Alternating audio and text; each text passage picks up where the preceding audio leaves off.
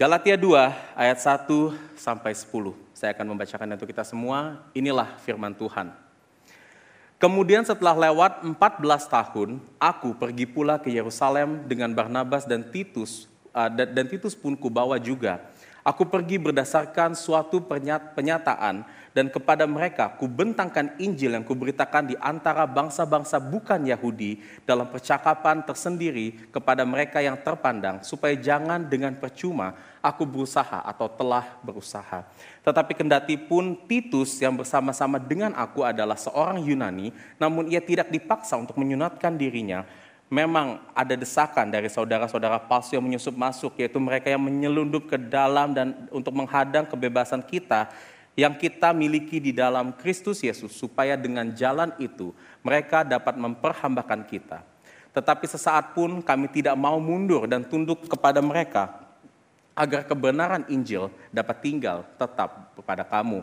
Dan mengenai mereka yang dianggap terpandang itu, bagaimana kedudukan mereka dahulu itu tidak penting bagiku. Sebab Allah tidak memandang muka. Bagaimanapun juga mereka yang terpandang itu tidak memaksakan sesuatu yang lain kepadaku. Tetapi sebaliknya, setelah mereka melihat bahwa kepadaku telah dipercayakan pemberitaan Injil untuk orang-orang tak bersunat, sama seperti kepada Petrus untuk orang-orang bersunat, karena ia yang telah memberikan kekuatan kepada Petrus untuk menjadi rasul bagi orang-orang bersunat, ia juga yang telah memberikan kekuatan kepadaku untuk orang-orang yang tidak bersunat.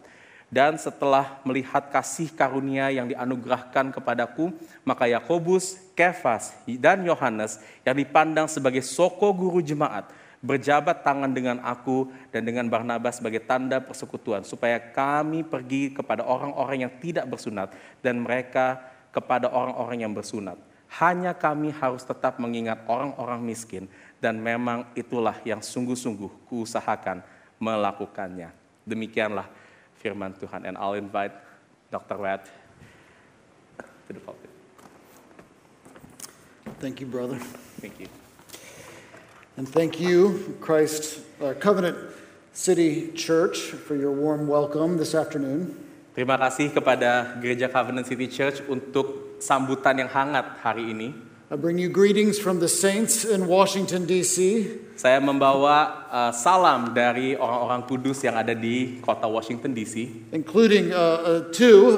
One is my colleague, Grace Sutanto, and his wife, Indita Sutanto. Termasuk dua rekan kerja saya, yaitu Gray dan Indita Sutanto. Mereka adalah sebelumnya pernah menjadi penatua di gereja ini. Who were also members here and worked on staff at CCC. Mereka juga pernah menjadi anggota dan juga staff di Covenant City Church. We thank you for loaning them to us so that we could use them at Reformed Theological Seminary. Terima kasih telah meminjamkan mereka, memberikan mereka kepada Reformed Theological Seminary.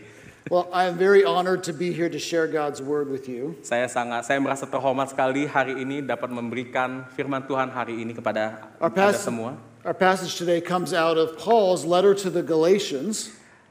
Firman Tuhan hari ini diambil dari surat Paulus kepada jemaat di Galatia.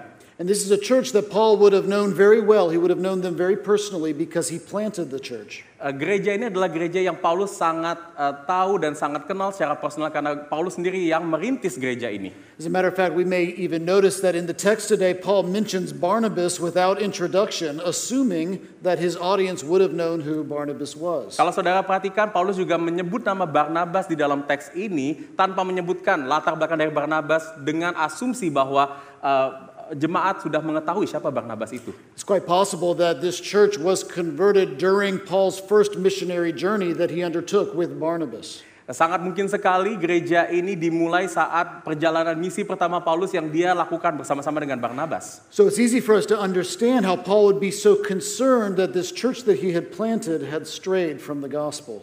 Jadi Paulus sangat concern, Paulus sangat memiliki pemikiran kepada gereja ini apabila gereja ini telah menjauh daripada Injil.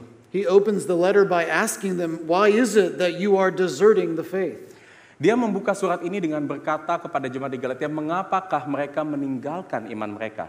And as he's calling them back to the gospel that he brought to them as a missionary, Dan saat Paulus mengundang mereka kembali untuk kepada Injil yang dia telah bawakan kepada jemaat-jemaat di Galatia, we come to this passage where he reminds them of something that happened, a meeting that took place in Jerusalem. Paulus di dalam perikop ini mengingatkan kepada mereka kembali tentang apa yang telah terjadi di Yerusalem pada saat itu. Now, we're not exactly sure when this meeting took place. Kita tidak tahu pasti kapan pertemuan ini terjadi. Some commentators believe that this took place it is described rather in Acts 15. Beberapa komentator percaya bahwa pertemuan ini terjadi di dalam kejadian yang ditulis di Kisah Para Rasul pasal 15. Acts 15 describes a great church gathering where all of the apostles come together to discuss what to do with the Gentiles who are becoming Christians. Di Kisah Para Rasul pasal 15, para rasul berkumpul dalam sebuah pertemuan yang besar mendiskusikan apa yang harus mereka lakukan kepada orang-orang Yunani yang pada saat itu menjadi orang Kristen. And there's many points of continuity with this event that Paul is describing in Galatians 2. Dan ada banyak sekali poin-poin yang berlanjut dari kisah Rasul pasal 15 itu kepada perikop yang tadi kita baca bersama-sama. Paul and Barnabas are there on behalf of the Gentiles. Paulus dan Barnabas ada di situ sebagai perwakilan dari orang-orang Yunani. The issue is how they should receive Gentiles into the church. Masalah yang mereka atau isu yang mereka diskusikan adalah bagaimana mereka menerima orang-orang Yunani itu ke dalam gereja mereka. And in this meeting in Galatians 2 and in Acts 15, in both cases the apostles agree that Gentiles should be accepted in as full members of the church. Baik di dalam Kisah Rasul pasal 15 dan di Galatia pasal 2 ini mereka semuanya setuju untuk membawa orang-orang Yunani masuk menjadi anggota dari gereja mereka. However, if you notice in this passage, Paul says that he is drawn to Jerusalem because of a revelation. Kalau saudara perhatikan di dalam perikop ini dikatakan bahwa Paulus itu datang ke gereja di Galatia karena sebuah pewahyuan. However, in Acts 15, he's sent to Jerusalem by the church in Antioch. Dan di Kisah Rasul pasal 15 dikatakan bahwa Paulus dikirim oleh gereja di Antioquia. In Acts 15, it's a very public gathering of the church and the conversation is public. Di Kisah Rasul pasal 15, pertemuan itu terjadi secara publik, secara umum dan percakapannya pun terjadi di ranah umum. But in this passage today, Paul says that he meets in private with the apostles. Tapi di dalam perikop ini dikatakan Paulus bertemu secara privat dengan para rasul di bagian ini. And that's why many commentators believe that perhaps this is something that happened prior to the Acts 15 meeting. Oleh karena itu beberapa komentator berpendapat bahwa pertemuan ini terjadi sebelum kejadian di Kisah Rasul pasal 15 itu. And if that's true, that means we're getting an interesting behind the scenes account of the church dealing with the influx of Gentiles. Dan ini adalah satu background yang menarik untuk melihat tentang bagaimana orang-orang Yunani itu masuk atau diterima di dalam gereja Tuhan. For instance, Acts 11 describes another meeting where Paul and Barnabas are in Jerusalem meeting with Peter. Misalkan di Kisah Rasul pasal 11 dikisahkan di mana Paulus dan Barnabas bertemu dengan Petrus. It's possible that this is Paul's account of that meeting. Bisa jadi juga perikop ini menjadi satu referensi dari meeting dengan Petrus tersebut. So whenever this takes place, there's a clear conflict within the young church. Apapun konteks yang ada di dalam perikop ini, ada konflik yang terjadi dalam gereja yang masih muda ini.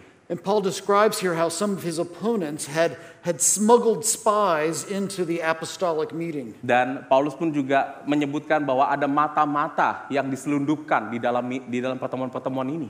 Now he doesn't tell us exactly what they believe, but we can read between the lines to see what it was his opponents were teaching.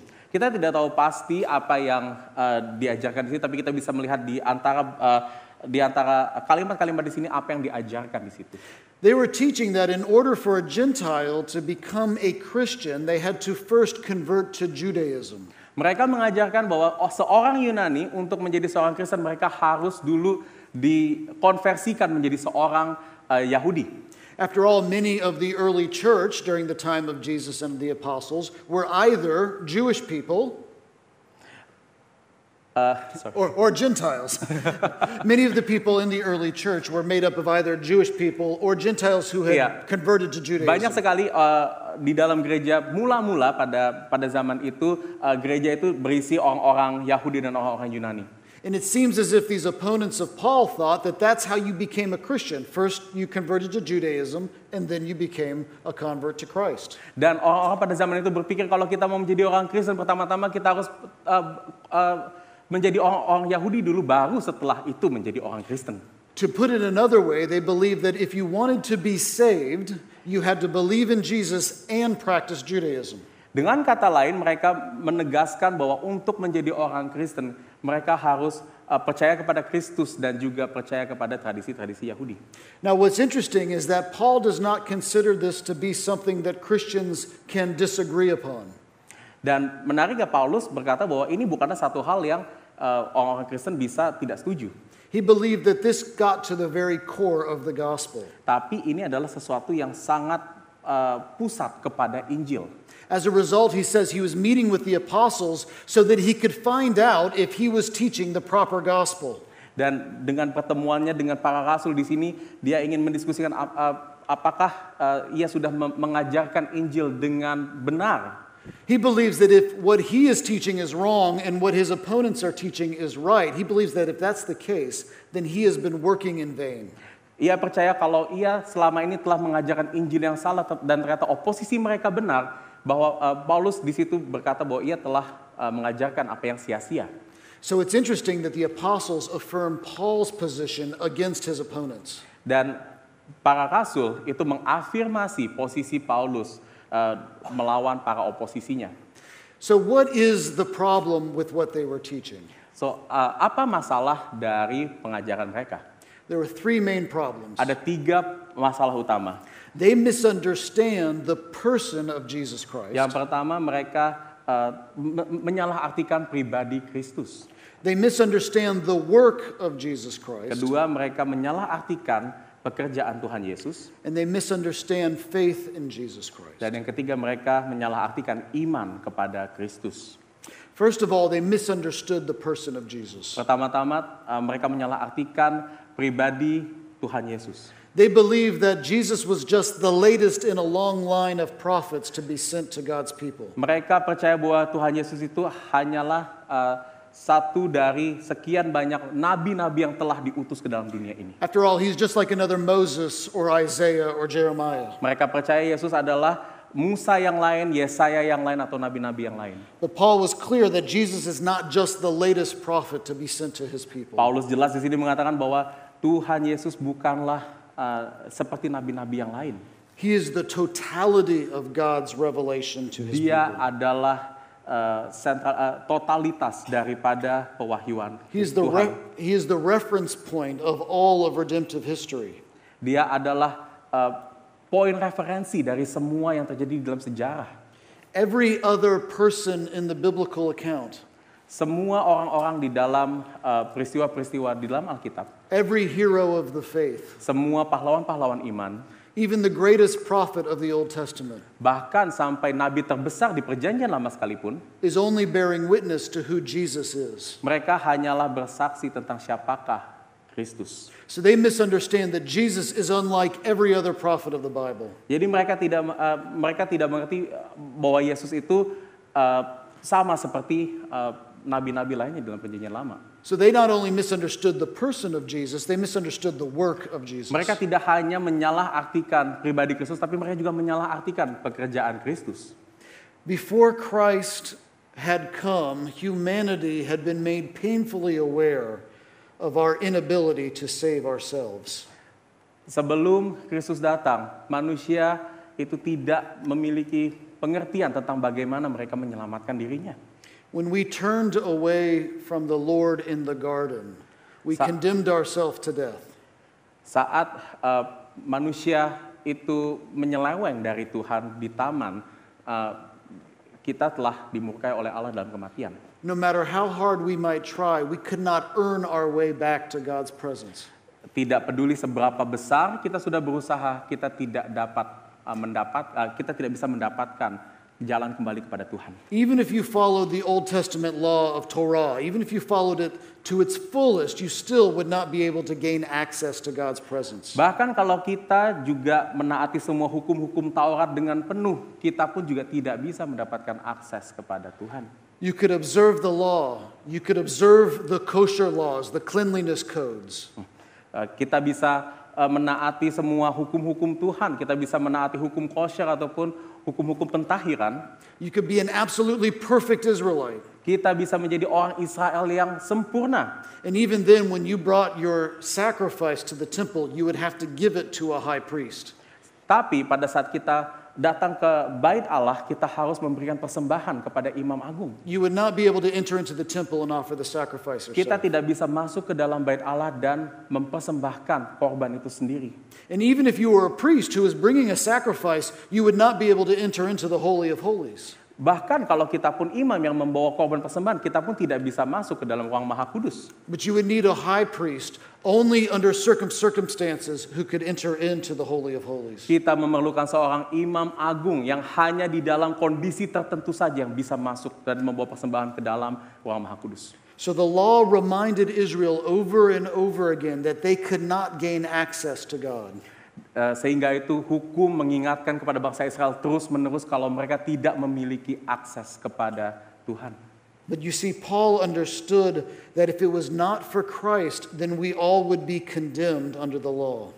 Dan Paulus mengerti di sini kalau bukan karena Kristus, kita telah pasti binasa karena dosa-dosa kita. But Jesus has paid it all. He has fulfilled it all. He has cleansed us all so that we might enter into God's presence. Kristus telah membayar semuanya. Kristus telah membersihkan semuanya di dalam dirinya. There's a fundamental change that happens in human history when Christ goes to the cross on our behalf. Ada perubahan yang fundamental yang terjadi saat Kristus mati bagi kita. The author of Hebrews says that he walks into the presence of God carrying in behind him those who believe in him.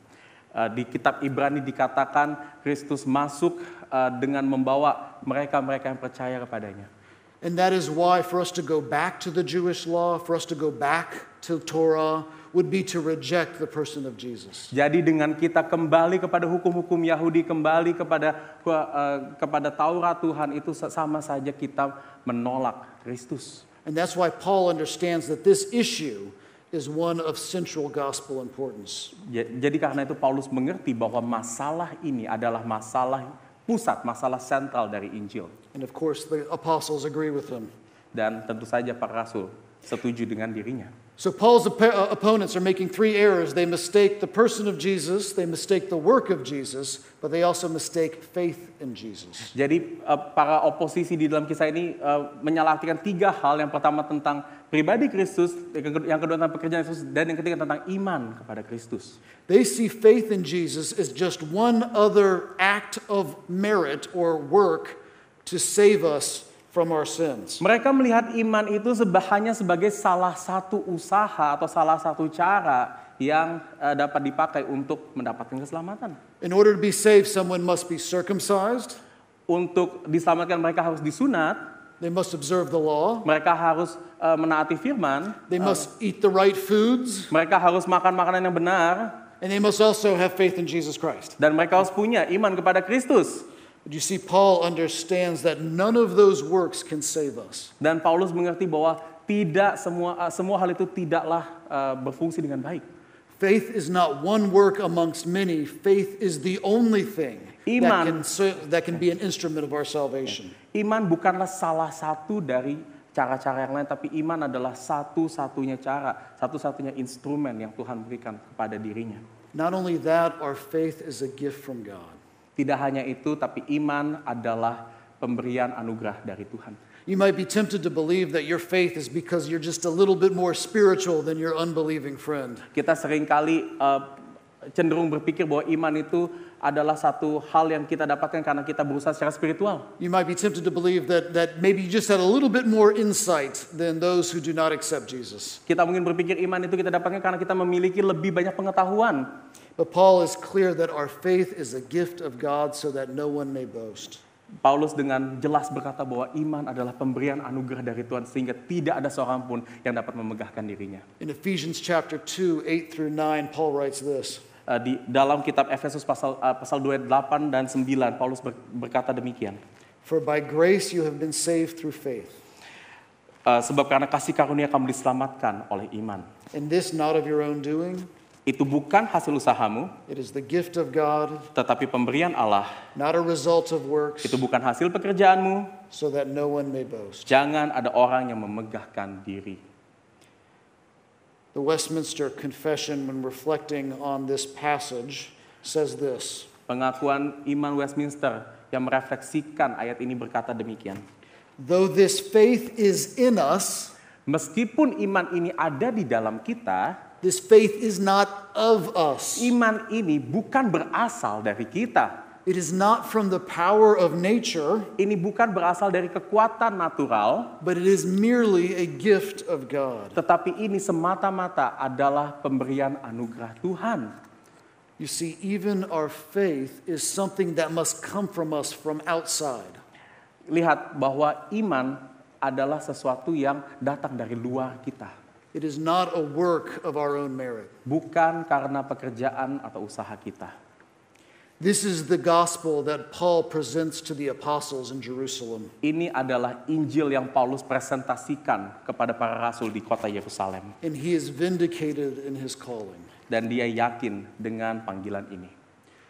So that raises the question, what does this story about this meeting in Jerusalem mean for us? Dan pertanyaannya bagi kita, apa makna dari peristiwa ini bagi kehidupan kita? Well, a couple of things. Beberapa hal. One is this: opposition to the gospel is real. Yang pertama, oposisi kepada Injil adalah hal yang nyata. There will be those who are offended by the gospel of Jesus Christ. Akan ada orang-orang yang merasa tersinggung dengan Injil Kristus. It will not be because you didn't present the gospel well, Dan itu bukan karena kita tidak menyampaikan Injil dengan baik, but that you presented it perfectly and they are offended by it. dan tetapi karena mereka tersinggung karena pesan Injil itu sendiri. We should remember that even Jesus offended people by his teaching. Kita mesti ingat bahwa Kristus sendiri menyinggung orang-orang dari pengajarannya sendiri. In John chapter 6, Jesus is preaching to a large crowd. Di Yohanes pasal 6 kita lihat Yesus berkhotbah di depan banyak orang. These are people who have seen him heal the sick and raise the dead. Ia melihat Kristus menyembuhkan orang sakit, membangkitkan orang dari kematian. And yet as he presents himself as the way of salvation, Dan saat ia menyatakan bahwa dirinya adalah jalan keselamatan, they are so offended that they all leave. mereka banyak yang tersinggung dan mereka semua meninggalkan What Tuhan are we to Yesus. say to Jesus? Did he make a mistake in how he preached the gospel? Apa yang kita bisa kata tentang Tuhan Yesus? Apakah Tuhan Yesus salah mengabarkan Injil? Of course not. Tentu saja tidak. No. Jesus himself is offensive. Tuhan Yesus sendiri adalah Tuhan yang bisa menyindir. Our job as those who proclaim the gospel is not to add to the offense of Jesus. Tugas kita sebagai pemberita Injil tidak menambahkan itu kepada pemberitaan Injil kita. So Paul preached the gospel and it offended people. Dan karena itu Paulus memberitakan Injil dan secara tidak langsung menyinggung orang-orang. And that is part of the nature of the gospel. Dan itu adalah natur dari Injil. But praise God, it's also through the preaching of the gospel that God gives faith. Tetapi puji Tuhan karena pemberitaan Injil jugalah Tuhan memberikan iman. I would point out something else about this passage. Saya akan menunjukkan satu poin lagi di dalam perikop ini. Notice that Paul, even as an apostle, recognizes that he is accountable to the other apostles. Kita lihat bagaimana Paulus sebagai seorang rasul, dia juga memiliki akuntabilitas kepada rasul-rasul lainnya. Now, he doesn't believe that they are any closer to God than he is. He does not believe that they are closer to God than he is. Dia tidak percaya kalau dia itu lebih dekat kepada Tuhan. He says over and over again, they were seemingly influential. Mereka itu semuanya sama-sama berpengaruh. But he says God does not show partiality amongst humans. Tetapi Tuhan tidak menunjukkan perbedaan. So Paul does not recognize that the apostles are somehow better than him or less than him. Dia tidak menunjukkan bahwa rasul-rasul yang itu lebih baik atau lebih buruk daripada dirinya. But he does recognize that if he is preaching the gospel, then he ought to be held accountable by other Christians. Dan dia percaya bahwa kalau ia memberitakan Injil, dia akan dipandang secara akuntabilitas oleh orang Kristen lainnya. The same is true of us today. Hal yang sama terjadi. No matter how gifted your pastor may be, Tidak peduli seberapa berbakatnya pendeta saudara, He is no closer to God because of his role as a pastor. dia tidaklah lebih dekat kepada Tuhan karena dia seorang pastor. And yet he, like you, is accountable for what he teaches and what he preaches. Dan dia mempertanggungjawabkan apa yang ia ajarkan kepada saudara-saudara. In the kingdom of Jesus Christ, there is Jesus and there is all others. Di dalam kerajaan Allah ada Kristus dan ada orang-orang lainnya. Third thing that we can learn from this is that our salvation is by faith alone. Hal ketiga yang dapat kita lihat dari sini bahwa keselamatan kita adalah karena iman semata. Faith alone in Jesus alone. Iman semata di dalam Kristus semata. There is no work that we can commit, that we can do, that will earn our salvation. Tidak ada pekerjaan, tidak ada usaha pun yang dapat kita lakukan untuk meraih keselamatan kita. No other loyalties matter when it comes to our salvation. Tidak ada kesetiaan apapun yang penting saat itu berbicara tentang keselamatan kita. But we know that there is a human tendency towards earning our own reward, earning our own salvation. Tetapi kita tahu ada satu kecenderungan untuk kita mau meraih keselamatan kita. We go all the way back to the Garden of Eden after the fall.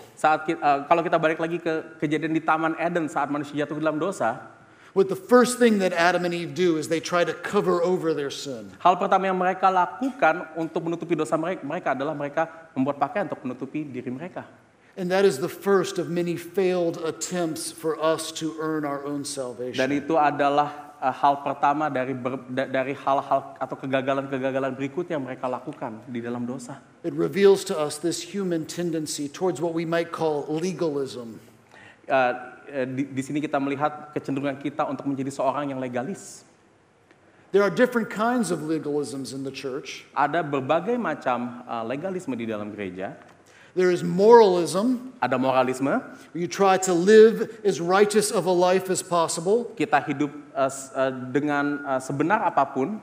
You try to look like a righteous person. Kita mau terlihat sebagai orang yang benar. And you think that if you're just righteous enough, then you can earn your salvation. Dan kita pikir kalau kita sudah hidup cukup benar, kita dapat meraih keselamatan kita. In my city of Washington, D.C., many people believe this. Di dalam kota saya di Washington DC, banyak orang percaya akan hal ini. If you ask them, are you going to heaven?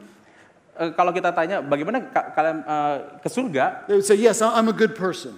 Mereka mengatakan, karena saya adalah orang baik. And see, that's moralism. It's a desire to earn your own salvation. Itu adalah moralisme, keinginan kita untuk meraih keselamatan melalui moralisme. But there are other kind of legalisms. Tetapi ada legalisme yang lain. You can try to earn your reward. You can try to earn your salvation by commitment to certain cultural trappings or cultural commitments. Kita seringkali mau meraih keselamatan kita melalui komitmen-komitmen budaya yang ada. You can say, yes, it's one thing to believe in Jesus. Kita percaya ada satu hal yang kita percaya kepada Kristus. But you also have to be like me, or you have to be like this person or that person. Tapi kita juga percaya kita harus menjadi orang tertentu, harus menjadi pribadi tertentu untuk keselamatan kita. You have to agree with all of my cultural preferences or all of this person's, the other person's cultural preferences. Kita berpikir kita harus setuju dengan preferensi budaya seseorang. I used to teach in a seminary where we had a class that was called Absolutes, Convictions, and Preferences. Saya pernah mengajar di sebuah seminari di mana saya mengajarkan tentang hal yang absolut, hal yang saya yakini dan hal yang menjadi preferensi saya. Absolutes were the things that were non-negotiables, like Jesus is Lord and God is 3 in 1. Absolut adalah hal-hal yang tidak dapat dinegosiasikan, seperti Kristus adalah Tuhan dan Tuhan adalah satu esensi dalam tiga pribadi. Convictions were the important beliefs that Christians could disagree upon. Keyakinan adalah hal-hal penting dalam kekristenan yang kita bisa tidak setuju. For instance, baptism, when do you administer the sacrament of baptism? Misalkan tentang baptisan, kapan kita harus memberikan baptisan? These are not unimportant, but they're things that Christians can disagree upon. Bukan berarti hal-hal ini tidak penting, tetapi di dalam hal-hal ini orang-orang Kristen bisa saja tidak setuju. The last category was preferences. Kategori terakhir adalah preferensi. Preferences are maybe the style of worship that we use, the clothes that we wear. Preferensi misalkan tentang jenis bermusik yang kita mainkan, cara berpakaian kita. Every time we teach the class, we realize the same thing. Saat saya mengajar, saya menyadari satu hal. There are very few absolutes. Ada sedikit sekali hal-hal yang absolut, And these are not the things that Christians tend to disagree about. dan hal-hal ini bukanlah hal-hal yang orang-orang Kristen biasanya tidak setuju. But that most of the church conflict, at least in my city, in the United States, most of the church conflict is happening in the area of the preferences. Tetapi banyak sekali konflik-konflik gereja, paling tidak di kota saya, itu datang dari hal-hal yang sifatnya preferensi. We must be very careful not to add anything to the faith of Jesus Christ for our salvation. Kita harus hati-hati sekali untuk tidak menambahkan apapun kepada keselamatan di dalam Kristus. There's one more kind of legalism I want to talk about. Ada satu lagi legalisme yang saya ingin katakan. We could call this rationalism. Kita bisa katakan ini sebagai rasionalisme. This is something I think is particularly common in the Reformed Church. Ini adalah satu hal yang umum di gereja-gereja reform. This is where we turn our belief into a cold, intellectual, academic pursuit. Disinilah kita mengubah iman kita menjadi satu pengajaran intelektual atau satu pengejaran intelektual. One of the best things about our Christian tradition is how clearly thought out and articulated our doctrines are. Salah satunya adalah bagaimana kita lihat pengajaran-pengajaran doktrin itu betul-betul diartikulasikan dengan akurat. And yet we must remember that our salvation is not founded on our ability to clearly articulate Reformed doctrine. Kita harus meyakini bahwa keselamatan kita itu tidak bergantung kepada seberapa pintar kita mengartikulasi kebenaran-kebenaran doktrinal. Our salvation is won by our faith in Christ alone. Keselamatan kita hanya didapatkan dari iman kepada Tuhan Yesus Kristus semata. That is the incredibly universal, equaling, and truly transformative nature of the gospel. Itu adalah satu hal yang sama kepada semuanya, yang secara global terjadi dan satu-satu yang mentransformasi kita. Saint Augustine said this. Agustinus berkata seperti ini. The sufficiency of my merit is to know that my merit is not sufficient. Ini susah. Oke. Kecukupan dari usaha saya itu untuk mengetahui bahwa usaha saya tidak cukup. The only thing that our righteousness earns us or proves to us is that we cannot save ourselves by our righteousness. Satu hal yang usaha kita dapat buktikan adalah kita tidak bisa menyelamatkan diri kita dari usaha kita. You are saved by faith alone, and that itself is a gift of God.